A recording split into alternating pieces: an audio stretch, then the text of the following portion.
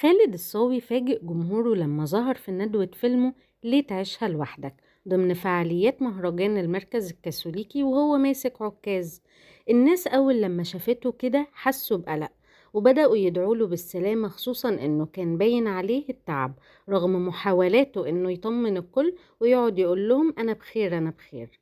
خالد الصاوي ورغم حالته الصحية أصر يحضر بنفسه ندوة فيلمه ويقابل الجمهور اللي بيحبه، لكن للأسف المرض غلبه واضطر يعتذر عن استكمال الندوة ويمشي بدري. الحقيقة إن اللي حصل ده ما قللش من احترامه للجمهور اللي جاله، بالعكس كل القاعة وقفت تحييه وهو بيسيب القاعة في مشهد كان كله تقدير وامتنان له.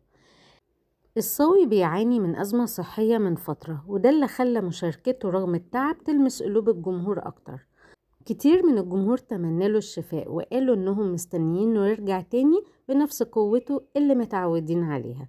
فاحنا من هنا بنقولك ألف سلامة يا خالد الصاوي.